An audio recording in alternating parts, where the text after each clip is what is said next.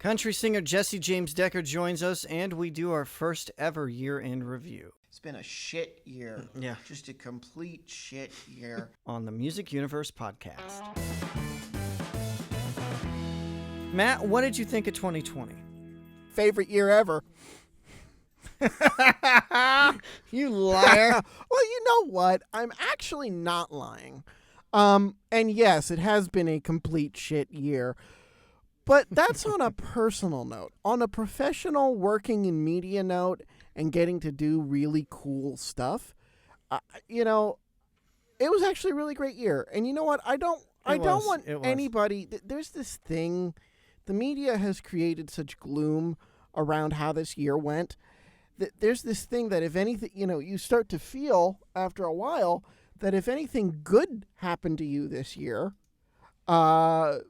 for instance, breaking up with my boyfriend, if anything good happened to you this year, you're made to feel guilty about it because of the hundreds of thousands of people in the country and the over 1 million around the world who are dead. And you can feel bad for that and also be glad about the year you had, overcoming the circumstances of this year, working from home, not being able to see loved ones. If you had a successful year in any sector, in any part of your life, don't feel bad about it. Enjoy that amongst all of the challenges, you have some things to really look back on and enjoy this year. Exactly. And, when the pandemic hit, we instantly went into interview mode, and we did dozens within a month. Yeah. And we were able to really grow this show, and we're really appreciative of that. So COVID has obviously been a downfall for a lot of things, but, professionally for us and many people, actually, it has really boosted their careers in different ways. So, there's that plus and minus there with everything. So we've got some stuff to be proud of, I'd say. We certainly do. It really, in a lot of ways, it kind of allowed me to achieve my dream, which was to sit home and talk to people, talk to these stars, talk to these cool people. That's what I've always wanted to do and wanted to do on a larger scale than, what I had been. And it really allowed for that. And it also allowed us, I think, to figure out how to do it going into post-pandemic, how to search for things in our lives, search for careers, search for job fulfillment, financial fulfillment in a way that also allows us to do the site and to do the podcasts that we do. And I really think that's a blessing. I think that's the silver lining that has come out of 2020. And I know that's a little meta, and maybe you're here for the music content. We'll get to that in a minute. But anybody that wants to do something, it's just, we are proof that just go out and do it. You never know what could come of it, Yeah, you just got to work hard at it. And we have. And we've lined up guest after guest after guest. And we're really grateful for that. Grateful for everyone who's worked with us, whether it's the artist or directly, or it's the publicist or the labels, whoever. We appreciate everybody involved, and really looking forward to what 2021 has. I mean, we have, if I remember correctly, this is like our 70th show, I think. We're up there. Maybe not quite 70, but we are up there. We have that many in the can, and that's some of them airing twice a week, sometimes 3 times to burn through them. And then we started kind of spacing them out weekly. Some weeks we would skip. So and this started back in September of 2019. The point being, we ended up during the pandemic getting more content than we knew what to do with. Oh, yeah, and many late nights trying to get these things edited and out. Buddy, I'm sending you the files, but the internet's not working. It's stuck at 40%. Hang in there, man. Or I'm sending you the files, and then 2 weeks later, I'm sending you the files. Yeah. I'm messing with you. No, but no, that's right. You're absolutely correct. Yeah. But no, we've had some great people, and actually this is our first ever year-end review. We figured why not take 2020 out with a bang, so to speak, in that way. And we actually have a guest we weren't expecting to have till the last minute, Jessie James Decker, country singer. And she's co-hosting New Year's Rockin' Eve with Ryan Seacrest 2021 for ABC. Jessie James Decker, welcome to the Music Universe podcast. How are you doing? I'm great. How are you? We're doing great. How was Christmas? It was really special. It was just a really great time. The kids had so much fun. They were so grateful, and it's just it was a really special day. That's lovely. No, that's awesome. And then you're on, well, we're chatting with you today because obviously you're one of the hosts for Dick Clark's New Year's Rockin' Eve with Ryan Seacrest 2021, and you're introducing the Powerball First Millionaire of the Year. Tell us about that. Yes, I'm so excited. So I got to do it last year, and it was a really cool element that they added to such an iconic show. The show's been around for almost 50 years, so it was really neat to be asked to be a part of such an amazing, iconic show. So my job is to tell someone that they are the first Powerball millionaire of the year. I got to do it last year. And so what they do is they have thousands and thousands of people enter, and they narrow it down. And those 5 people were flown to New York, and all throughout the night, I would talk to them, ask them about, how they were feeling, what it would mean to them to win this money, and learn a little bit about their backgrounds. And so this year I will be doing the same thing. It'll be a little different. They won't be flown to New York this year. I'll be in New York, but I will be speaking to them virtually, and I will be checking in with them all night long alongside Ryan Seacrest and Lucy Hale. And then at midnight, we will a ball will be dropped, and the first Powerball millionaire will be announced. So it's a pretty exciting thing to be part of.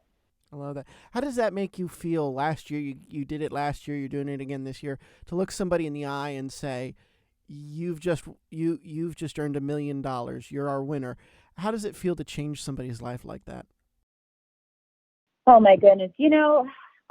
Last year I watched back because my mom DVR'd it for me, and I feel like I was just as excited as the winner. I screamed too loud. I think I bled like the speakers of like the TVs of everyone's home. I just was so excited because I was invested in these people. I had spent a couple of days with them, and I was rooting for all of them, and each one of them had such an amazing story. And so it was really special, not only because I obviously got to tell someone they were a millionaire, but like I said, I was invested in these 5 people and just was rooting for them. I love that. And I'm seeing that you already have your 5 finalists, obviously, but some people also win an at-home New Year's Eve party package. How does that relate for you guys in doing the show? Yeah, so I think because, it's very different this year, I just feel like everyone wanted to be able to bring that element home to them because they can't be in New York or because people can't get the typical experience. This is obviously our way of making sure they still get that amazing experience and still feel a part of it, So I think that was a really great little added element, just so they don't feel like they're missing out. Mm-hmm. And what do they get? They get a celebration, just like you said. I don't know all the details of what it entails, but they get to have an at-home celebration. And I feel like the idea is to try to let them have a little bit of that party element, a little bit of that celebration that they obviously didn't get to take part in New York, so they don't feel like they missed out. I love that. Yeah, is this going to be weird not to see Times Square filled with people, but they're still going to have the performers, and they're still going to have the hosts, obviously. How are they going to do that? Are they going to put virtual screens all throughout Times Square? What have you heard about how we're going to keep the party going during the era of COVID? Yeah, so, because there won't be tons of people, I know they are going to have lots of the big screens, and they're going to try to make people feel as a part of it as much as they can. I mean, I won't even be out there in Times Square. I will be in a studio with a large window overlooking Times Square myself. So I will be watching from the window, and I will have a screen in my room as well. So there's just a lot of adjustments that are going on, trying to keep people as safe as possible, but still be able to celebrate and have those moments to feel a part of it. There's some big entertainment lined up. Jennifer Lopez, Billy Porter, Cyndi Lauper, Jimmy Allen, and Machine Gun Kelly in Times Square. And then in LA, we've got Nelly, Miley Cyrus, Megan Thee Stallion, and so many others. Plus, you guys just announced In Vogue performing. Yep. And Sierra will be out in LA hosting that segment. So, it's going to be a really great lineup. I really think people are going to enjoy the show. Well, we deserve a party to bring in 2021. Hopefully, much better things in the new year. What are you looking forward to for this new year? And what's your New Year's resolution?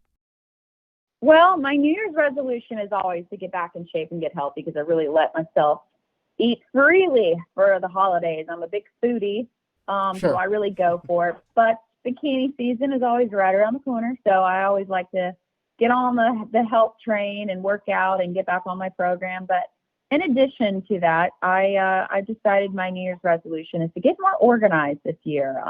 Good. I'm always feeling like I'm doing things last minute or just barely getting to what I needed to do. So I'm going to be a better planner, a better organizer, just for my sanity. And could there be new music coming from you as well? Absolutely. I was supposed to have a single and a record drop this year, but with everything going on, my team and I decided to hold off. So this coming year, 2021, is the year of music for me. It'll be the main focus. So I'm really excited about that. Hopefully I'll get to be on the road by fall. Yeah. It's hard in such a difficult year when there was so much tragedy and so much loss and so many just weirdness all around. But, you look back and there are still things to be grateful for, as there are every year. Does one thing stick out in your mind as sort of the highlight in the darkness that was 2020? Anything in particular to be grateful for? Absolutely. I feel like I'm in the same boat as everyone, where it was really rough at first, but then you started to really see the light and the beauty of a lot of the darkness. And for me, that was, I would have had a really busy work year, and it gave me the ability to slow down, stop what I was doing, and focus even more so on my family and create memories and moments that I would have not had. We took when things started to open up a little bit more, we took some road trips and just did some exploring, getting back to nature, things that we would have never had the ability to do. And they are moments that I will cherish forever with my family. It was just good to just kind of turn it off, that work mind off a little bit. I can work a little too much sometimes because I'm a very driven person, but my family is everything to me, which I think is obvious. So it was nice to just get back to that element. That's the most important. Sure. Yeah, I think if 2020's given us anything, it's given us time to reflect and actually see what's important and slow down a bit. Absolutely. Well, Jessie James Decker, cannot wait to watch you tonight, New Year's Rockin' Eve. Dick Clark, number 49, Powerball millionaire, second year doing the first Millionaire of the Year. Cannot wait to see who wins. Cannot wait to hear their stories. And cannot wait for new music from you in the new year. And we'll have to have you back for a longer chat when that happens. Thank you so much. We really appreciate it. Thank you. So much fun to talk to her. She was a treat. Looking forward. Hopefully we'll get to have her back to talk a little bit more about her music next year, or I should say Yeah. I hate those jokes. I hate those dad. I hate those dad jokes. Oh, screw you. Well, you are a dad. I'm full of them. But I'm full of them. We had asked her what the 5 at-home New Year's Eve packages included, and a little more research shows the winners get $12,500 cash. Wow. Deluxe dinner for 8, a 70-inch LED TV, karaoke system, $500 gift certificate to Party City, and more. Plus, they earn that entry into the $1 million drawing to be the first Powerball first Millionaire of the Year. Awesome. So, that's awesome. So, looking forward to seeing that tonight on ABC, and everyone should tune in as well. It's, again, her second year doing that, and it's definitely going to be a unique experience. All these countdown shows are, as have the award shows this year. Just very eerie if you think about it. Yeah. It'll be weird to see Times Square empty. I'm sure they'll do something to fill the space, but hopefully everybody's positive about 2021. Everybody's careful about 2021 is going to be my year, but everybody's positive that we can only go up from here. Yeah. I hope we get. I heard today, I was talking with somebody who does clinical research. At 70% inoculation, that's when the restrictions should come off. So if we can get to 70% inoculation by the fall, or by the spring or fall, we'll be good to go. Mm-hmm. And any restrictions that are still in place should be disobeyed. I'm done with it, buddy. I'm done. Well, if you're in California, everybody's disobeying them. Right. They're not, the governor's enforced it, but the highway patrol's enforcing, but local municipalities, the law enforcement's there are just not enforcing the curfews. They're not enforcing any of the closures, any of that. I think it's just too hard, perhaps. Anti-mask, just to be anti-mask is horrible, but when you look at it on a case-by-case basis and say these restaurants shouldn't be locking down or whatever else, it makes sense to start getting into the weeds a little more than we were in the spring and summer, and just say what can we really try to bring back completely and what needs a little bit more time. But all of this to say, we don't know what's going to happen with the concert industry, but we did have concerts in the beginning of the year until the middle of March.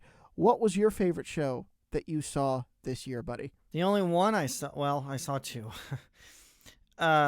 Blake Shelton, back in February, had no clue whatsoever. It was the beginning of all of this. Had no clue whatsoever that was going to be the last concert I would attend for the rest of the year until Nashville happened with the Oaks, which we've talked before, just came up. So I would say it was Blake. I mean, it was about a 3-4 hour show. He had with the openers and everything.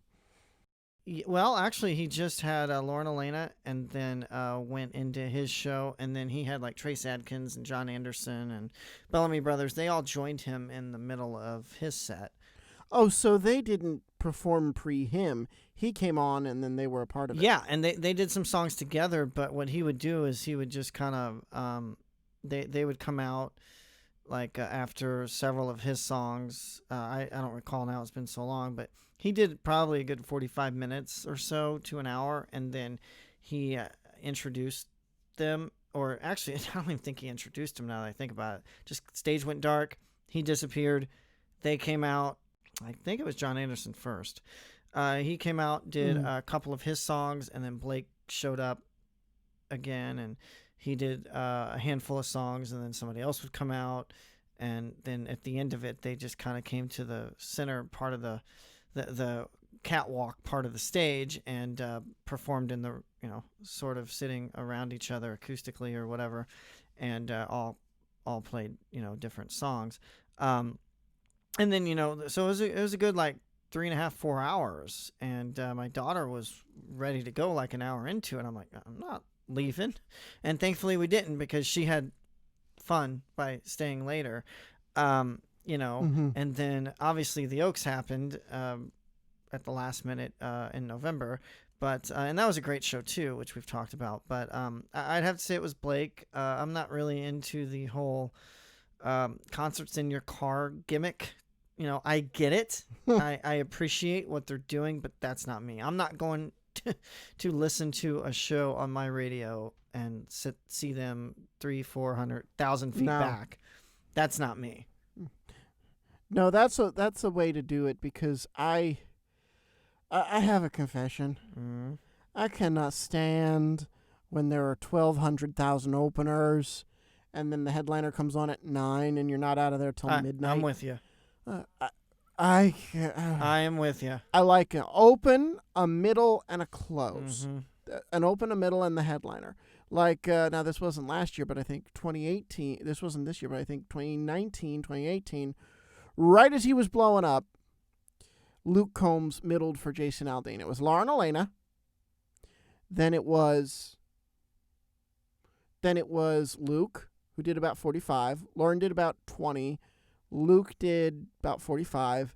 And then Jason did a straight 90 through no encore. That was genius.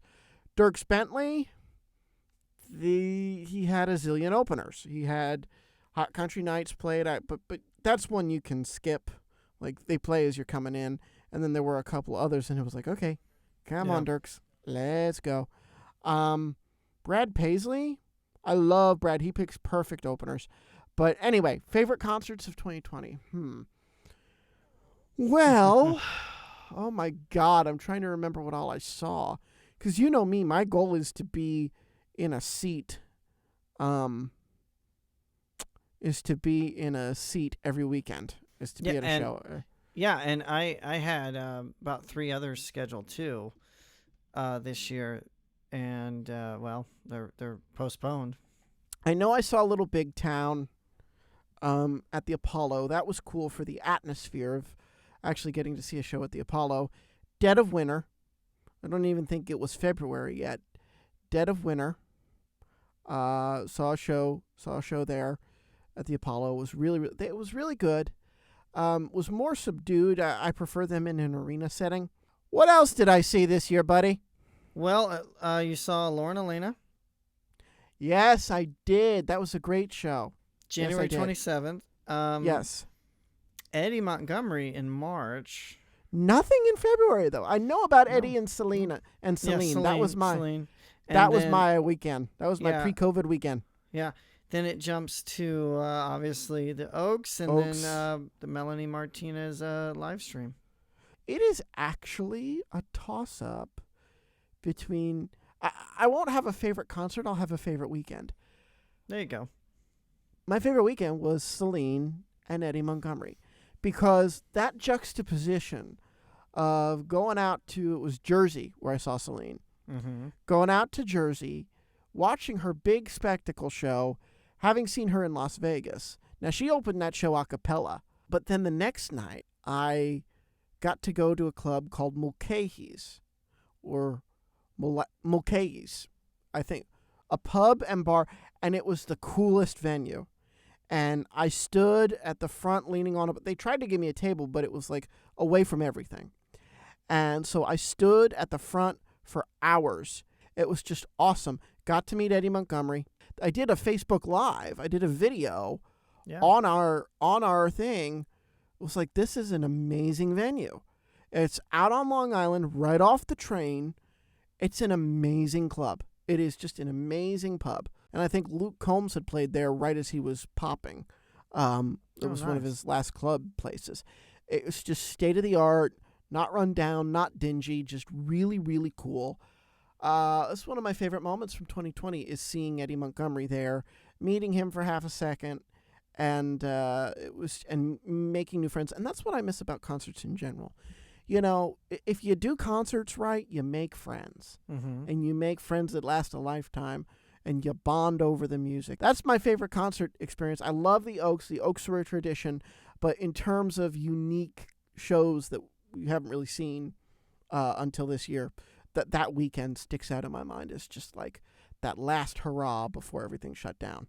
Well, to change course and not to dwell on the bad part of 2020, but we lost a lot of great musicians.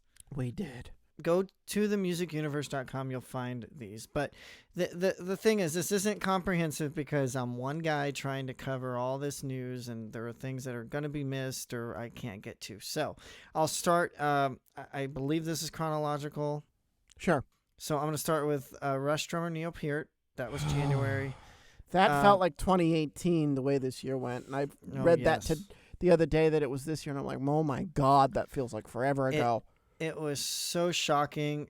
Everybody in the world was shocked because no one knew he was sick except his family and very few close friends. And he was a very private guy. So he kept it extremely private. Now, I did cut a 6-minute episode, just my reflections on him. You were unavailable, so I just had myself to talk to. Mm-hmm. So that's why it's pretty short, but you can go back. I think it's like episode 7, if that tells you anything. we're 60 something episodes later. We're doing this one. So subscribe and you can check that out. I'm just gonna kind of briefly go down people and we can kind of follow back and talk about them. Kenny Rogers, Joe Diffie, John Prine, Harold Reed of the Statler Brothers, Charlie Daniels, Fleetwood Mac's Peter Green, Quiet Riot drummer Frankie Banali, songwriter Mac Davis, Eddie Van Halen, Little Richard, Doug Supernall, Hal Ketchum, Charlie Pride, KT Oslin, and Leslie West of Mountain. A lot of people. This is how 2016 felt too, right? There were so many celebrity deaths that it felt like, what in the heck is this year? You know, between, this election years are always somber anymore and people don't like them. And then death compounds them. And now this year we had the pandemic. These are just, the loss of anybody is huge. But the loss of somebody who's contributed so much to pop culture, that's a record of history gone. And I think that's why we tend to mourn. It isn't just because they've achieved something so huge. It's because they are themselves history. And those stories can never be told again. So I always have felt weird about mourning celebrity deaths because their accomplishments in life, I don't think, are more or less important than your and my accomplishments and contributions to society. But they lived through eras and people loved them. And that makes them canons of history that pass on and they don't get to share their experiences anymore. And I think that's why it is always so big. Losing so many of these guys and so many were prominent. I mean, Kenny Rogers was, most of these were unexpected, I think, to the public, but, Kenny Rogers passed and then, my God, Joe fucking Diffie. I almost did not go see him last year, in 2019, at the fair. Right. And I'm so glad I did. I'm getting chills. I'm tearing up just talking about him because why Joe Diffie? COVID-19 hits and Joe contracts it 2 days later. They announce he's dead. I don't understand it. Yeah, and then you have the people like Charlie Daniels who didn't die from COVID, just died from natural causes. And that was a shock. Getting that out there, I remember texting you. I'm like, Charlie Daniels, and you about flipped your lid. And I have think to understand. I think I was the first outlet to get that out there. Not trying to tip the hat or anything, but getting that out there was hard. You have to understand my personal history with Mr. Charlie Daniels. When I was 8 years old, my mom, she had a conference in Nashville at the Opryland. And they had hired, and it was actually, I think I told you, they had hired Charlie Daniels to play to close out the conference. They'd hired the CDB, the whole band, not just Charlie, but the whole group. Right. And it was actually in the ballroom where we saw the Oaks, because I think that's the only room with a stage like that. Yeah. So that's where we saw Charlie Daniels. And that gave me chills. But we went backstage. We were fan club, and you could pick any event, public or private, that you were going to be at for a fan club meet and greet. Now, my mom would have gotten to go back as a convention bigwig to meet him anyway, but we chose to do our fan club. So there were a couple of the people there that had the fan club, and we went back and they brought him in, and the bigwigs went to go first, and Charlie said, no, those fans paid good money to be here, to be members of my fan club. They are the loyal ones. They go first. Oh, I will see the fans first. And so we get up there and to take a picture, and he puts the hat on me. And then 20 years later, not even 20 years, 18 years later, I get to interview him again. First of all, about a year before that, he was my first big country music interview for when my show, Talk for Two, did a country music week before we were doing the Music Universe podcast. Right. And he was like my big tentpole guest for that, for his book. It was for something. And then for his book, Never Look at the Empty Seats, in 2017, I got to interview him in person at the St. George Theater. Thank you, Vincent, at the St. George, for letting me get in and get set up, and for all the years we worked together, going to concerts and stuff. I'm not there anymore, but I miss you, and I'm sure I'll be back. But got to go in and do that. I was so nervous I forgot to introduce myself to him. And I know that because when he went to sign stuff for me, he asked for my name, and I'm like, crap, we just sat here and had a conversation. He didn't even know my name. But I was so, like, just got to get him in and get him done, because he comes in with the full security. But then we do pictures at the end. Because he was signing that old picture of me in the hat. Yeah. What does he do when we get a picture? He takes his hat off, puts it on my head. I would have been 23 years old, 24 years old. And then we were supposed to interview him for the volunteer jam. Yeah. When it was going to happen. They kept pushing it, so they kept pushing his media for it. And it was just, that man, without knowing it, welcomed me into country music journalism before anybody else. And it was just a shock. I felt like I lost a friend, even though I didn't know him that well, and I don't pretend to. You'll hear a lot of other people that didn't really know him, but that he extended such kindness to, feel the same way. Yeah, I mean, and that's respectable. He was very warming and made you feel like you knew him, whether you fully knew him or not. Right. And yeah, I mean, we've talked about it before. He was going to be booked on here, and I was utter shocked when that press release came through, and oh my God, I couldn't believe America's Patriot was gone. He was like a jolly old man, and seemed very kind, and the fact that he met with fans was cool. So yeah, it's a little tear-jerking to know that he's gone. Yeah. And his son, though, he's going to carry on his legacy. You'll see it on Twitter every night. Signs off the same way Charlie did when he was alive. And I believe they're going to work on reissues and things like that, vault releases as time progresses. That's the thing. I think we will see a lot of legacy collections next year from some of these big artists that passed on. And we will be covering that on Weekend Notes. That show's just so much fun to do. It's a lot of work. And so please watch it. But it's a lot of fun. And that came out of COVID too.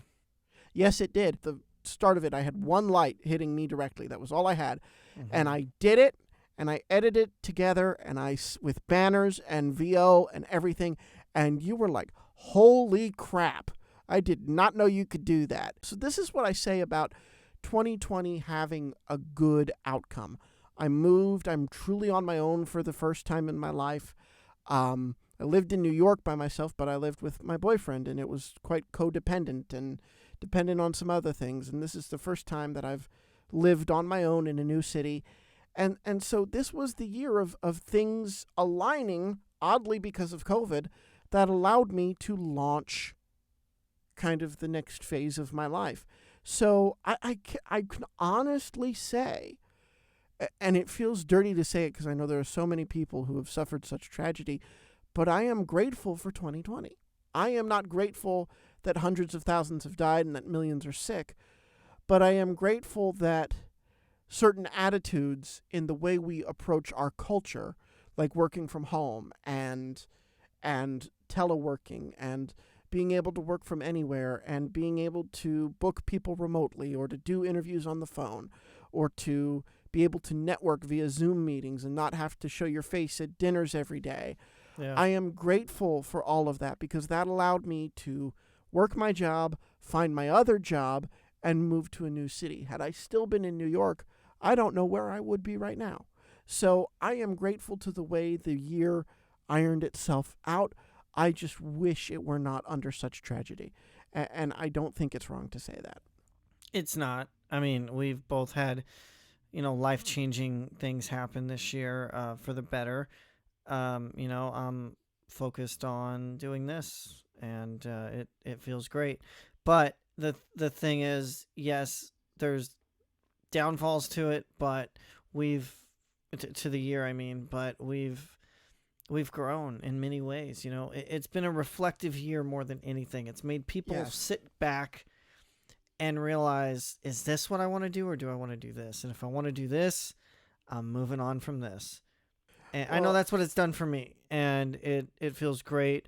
You know, traveling has been a bitch, but you know, we've got to move forward, but do it in a safe and respectful manner. Yeah. You know, it's just, it is what it is. The world is what it is, but we keep going. And your point to, if you want to do it, do it. I decided, you know, to take my savings and invest in my move, to take a large portion of my paycheck every 2 weeks from my previous company and invest it in gear for the studio, because I knew those were things that I would get use out of and would help me make money in the long run. So having the ability to produce for myself and to edit, and to have a bunch of different boards for different portabilities, and a backdrop and chairs that allowed me to sit properly in front of a camera. Like, you know, that was the decision I made. I would not have been able to make that if I would have needed to live in New York. So, you know, it's really a year, like you said, of putting things into perspective. I want to end this with, we talked about favorite concerts. We talked about our in memoriam. Favorite album and favorite song of 2020. Go. Favorite album. God, let me come back to that. Favorite song. And it's an earworm, but I am going to say it's Pick Her Up from Hot Country Nights and Travis Tritt. Ha ha ha ha. Yes. Every time when somebody says something and those words are in there, pick her up or anything, or I mean that song is an earworm, but that album is great. Whether you're a comedic kind of music connoisseur or what, yes, they're a little goofy on stage, but their original music is really good. If you have not heard that album, pick it up. It's a really reverent tribute to 90s country, and it's brilliantly done. That's my favorite style of country anyway. 90s are my favorite era. Now, favorite album, God bless it. It's going to be Garth, man. I mean, you know it. Fun finally hit the store shelves when we were in Nashville. It wasn't fun looking for those damn covers, but I got all 6. Good for you. My mom had to find, I told her, I'm like, can you go to the dollar store? This is in Missouri. Like, can you go to the dollar store and just see if they have them? I cannot find them here. She found them. So picked up a couple and brought them out when she came for Christmas. I love that. Now, yours. Okay. God. See, the problem is I'm a music junkie. If it's a song I love, I buy it. The song I love, I buy the album. Right. Well, generational problem. Tell me about it. Okay. So, favorite song of 2020. It is a toss-up, and I'm copping out and doing a toss-up between 3. Okay? Okay. Cold as You by Luke Combs is just... I've never heard a breakup song also sound like a party song. Yeah. So... Cold as You is just great. Luke one. is so great at those juxtapositions. Mm-hmm. He's a wordsmith for sure. Amen on Fun, and I don't think that'll ever be a single, but that's... Well, maybe listeners don't understand that song. You care to explain it? Well, we didn't talk about this in our review of the album, but there's a line in the song that is essentially says... Doctor tells me, boy, you're going to go blind if he keeps up a particular activity. Well, I'm going to stop you there and tell you I got this text message out of nowhere. Okay. Because we got the album in advance. And I wasn't able to listen to it right away, but you instantly pulled it up. And I get this text that it said something similar to, Amen is about jacking off. Well, then and I lost it. Then I had my friend listen to it, and he said, no, that's about having a lot of sex with a lot of women. I'm like, no, the line, boy, you're gonna go blind.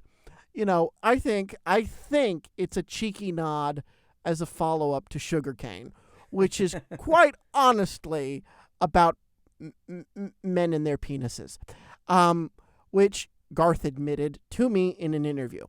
The last song, just because I listened to this a lot during my move when I first got to DC, and I don't know why I latched onto it. It's just if I like a song, I latch onto it. Mm-hmm. Ghost Town Nation, Travis Tritt. Oh God, yes. It's an ode to '90s as well. If you ask me.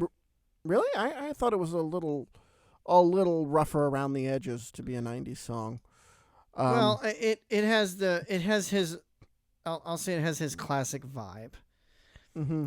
It's not as polished as '90s stuff, but it doesn't have the today's modern production 100%. Sure. If that I makes want to sense. I want to go back to Amen for a second, though, Mhm. because you said about the text message, and I gave my theory. When you listen to it, do you hear any hidden messages on anything related to my theory? I never got your side, even privately. Well- I don't know what you think about that song. It's kind of. I see it now that you brought that out. You brought that up. Otherwise, I didn't honestly get a chance to listen to it before you mentioned that. So I can see it now, but I can also see the other side that your friend said, where it's just, about being with a bunch of women. So I could see it either way. Hey, more power to him. It's funny that he can write that well. Right. Well, I think it's like Sugarcane and Baby Let's Lay Down and Dance. It's like the product of those two songs coming together. It's but it's interesting that he could straddle really great fun themes and then go so adult you don't expect it from him. Yeah. It's been a crazy, crazy year. It has.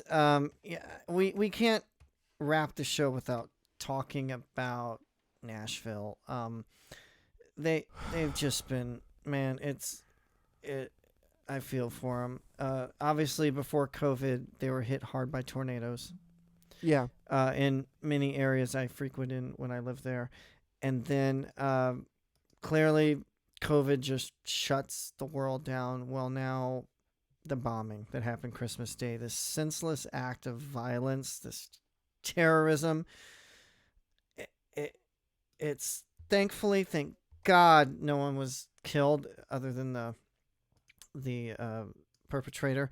But I did hear that David Malloy, the record producer, he's worked with Reba and a lot of other people. He was on 2nd Avenue walking his dog when a police officer told him to get out of the area. Oh, wow. And he had heard that recording, but didn't quite connect it to anything, which makes sense, because who would think that? But he lives somewhere on 2nd Avenue, and he works out of there too. Just heavy hearts for Nashville all around. Yeah. For the people, for the city. I mean, what gets me, and I was telling my mom, like, my God, we were there a month ago walking those streets where that happened. We didn't quite go up that side of 2nd Avenue, but the AT&T building we parked next to is, which it seems like it was targeted, is on the 3rd Avenue side of Commerce Street. And that was 2nd Avenue, but still all of that area is just destroyed. And it gives you chills whether you've been there or not, but it's just, man, heavy hearts. Our thoughts and prayers go out to them, and Nashville's strong. They will recover. And man, it's just heartbreaking. Lots of weird things, lots of questions everybody still has, but now's not the time and place to talk about those. Although it did make international news. You were on a foreign news outlet to talk about it. They got so it's huge because it's just so freaky. The message, the fact that there was no note. I think this is going to go down kind of like the shooting in Las Vegas, where we'll never even know truly why the guy did what he did. You could speculate because he blew it near a grid point that lost power for several states, lost internet connection. But, I don't want to speculate here, and I just want to say my heart is with Nashville. I offered to some friends, I said, if you need anything, I'm an hour flight away, because I am, and that's kind of shocking. I didn't realize I was that close until we went down. I said, if anybody needs anything, I'll hop on a plane and come down. So it's just crazy. Yeah, Absolutely crazy. It's God bless Nashville, man. They've been hit just ridiculously hard. Of course, the music industry is based in Nashville. It's Music City, so to have a 1, 2, 3 punch in a year, in the same calendar year, it hurts. It hurts me, and I love the city for all types of reasons, but you know what? That's all the more incentive for you and I to go back in 2021, support them, support the efforts to rebuild that section of 2nd Avenue, and just to help them get through it. Love that community. They've been so good to us with this show. A lot of our artists that we talk to are based out of there, so my heart is with them. And I just know 2021 we're going to rebuild Nashville. We're going to rebuild this country's economy. We're going to rebuild the concert industry. We're going to rebuild the music industry. And 2021 we're all going to get out of this hell, I think. Yeah. Now, before we wrap, I am hearing probably third quarter is when touring will likely start up again. So all the power to you. Let's get this thing going. Let's get back to concerts. Before we go, I want to cross-promote something, because I never talk about Talk for Two that much on this show, except when it's in relation to artists and who I've interviewed before we started doing this. Yeah. But for more 2020 nostalgia, I say that ironically, and for the meme of 2020, I was supposed to air her Thanksgiving weekend, but you know what? I thought, no, I'm saving her for New Year's Eve. Up right now is my interview with the one and only Carole Baskin, and it's actually quite an insightful interview. She, of course, was a centerpiece of the Tiger King Netflix documentary series that just exploded during the height of the pandemic, when literally everybody was at home, height of the quarantine. And we started emailing back and forth, and I'm like, what is my life? And she said yes, and so I think it's something our listeners would enjoy, just because it's another great sort of wrap on 2020. But that's that, and I'm also just amused that I got her. It amuses me. You told me, and some of the people you got, like, I'm really like, oh, wow, you got some really cool people. I have fun doing it. It's a joy. I have fun doing this with you, and I really want to continue doing this and keep up the workflow that we've had in 2021. I think it's only going to get bigger from here. I think this year, like we said, the circumstances allowed us to lay a groundwork that I think, as things reopen in 2021, we're gonna be golden, and we're gonna have a lot of fun next year. So I agree. Signing off, I'm Matt Bailey. And I'm Buddy On. Thanks for listening, and keep checking out themusicuniverse.com for the latest news and reviews and notable releases, as well as YouTube for notable releases video version and weekend notes. Take care.